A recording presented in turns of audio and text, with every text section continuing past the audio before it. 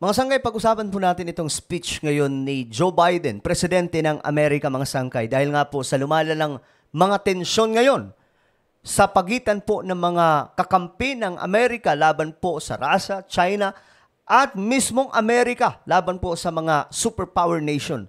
Ngayon mga sangkay, ang tanong ko dito, kapag nagdigmaan ba ang China laban po sa Amerika, sino kaya ang mananalo? Well, tingnan po natin base po sa speech ni Biden.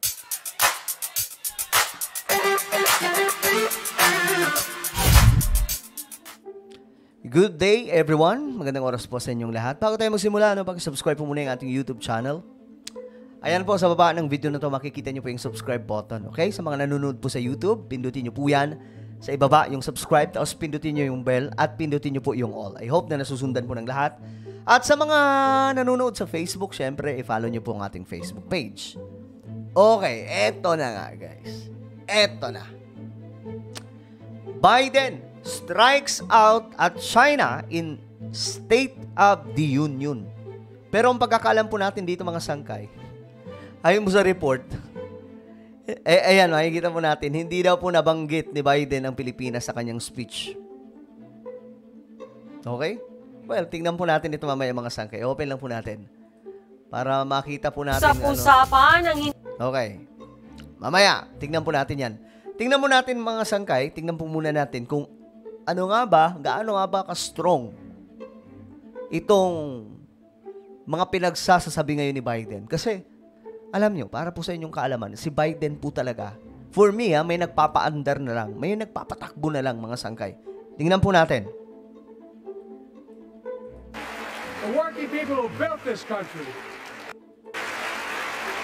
for years, I've heard many of my Republican and Democratic friends say that China is on the rise and America is falling behind. Ang China daw po ay, kumbaga, gumaganda o bumabangon ng husto habang itong Amerika na matagal na pong naghahari ay bumabagsak ng bumabagsak. Which is totoo naman mga sangkay.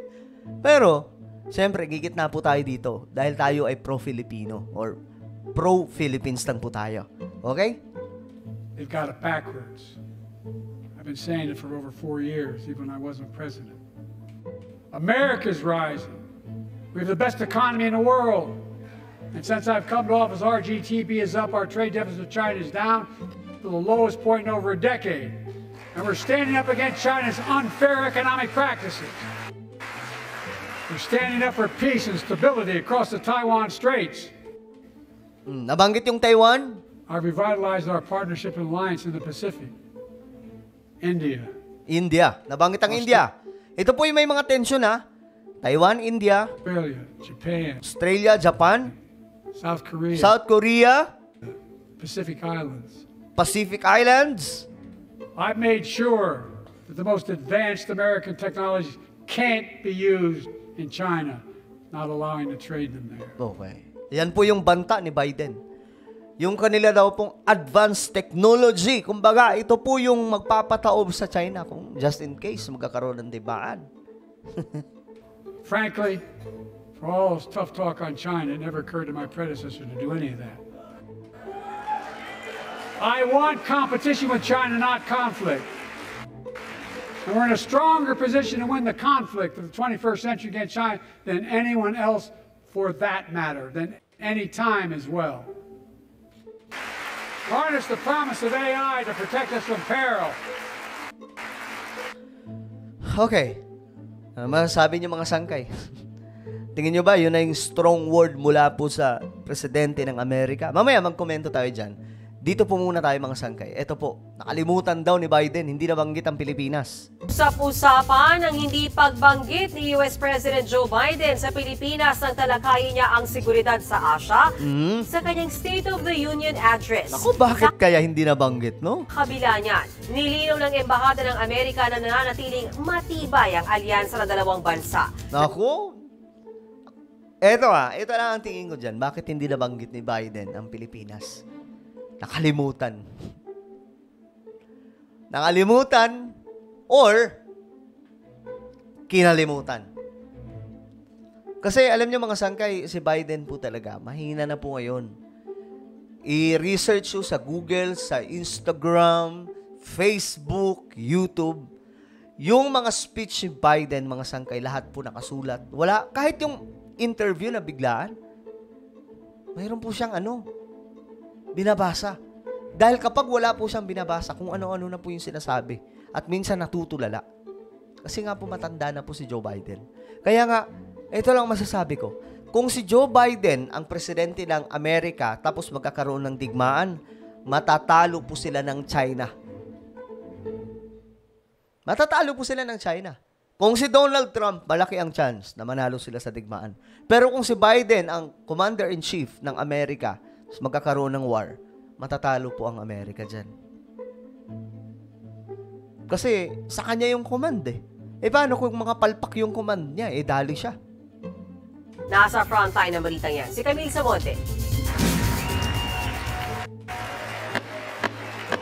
Maaanghang na salita ang binitawan ni US President Joe Biden laban sa China sa kanyang ikatlong State of the Union address sa harap ng US Congress kahapon. Binira ni Biden ang mga anyay panggugulang ng China, kilalang magkaribal sa... Pero actually, mga sangkay, ang China po talaga, sobrang magulang. Yan mo yung nakikita po natin, mismong India nagsasalita dyan, mismong Taiwan nagsasalita dyan. Kumbaga, itong China, magaling kausap, pero pagdating po sa gawa, hindi po tumutugma ang kanilang sinasabi. Sa ekonomiya at pandaigdigang kalakalan, ang China at Amerika. China at Amerika magkatunggali pagdating po sa trade war. And we're standing up against China's unfair economic practices. Unfair. I want competition with China, not conflict. And we're in a stronger position to win the conflict of the 21st century against China than anyone else for that matter. Sa usapin naman ng seguridad sa Asya, iginiit ni Biden na prioridad niya ang pagpapanatili ng kapayapaan sa rehiyon. Okay. We're standing up for peace and stability across the Taiwan Straits. I've revitalized our partnership and alliance in the Pacific. India, Australia, Ito yung mga nabanggit. Japan, South Korea, Pacific Islands. Hindi nabanggit ni Biden ang Pilipinas na may Ayun lang, bakit kaya, par? Mutual Defense Treaty sa Amerika.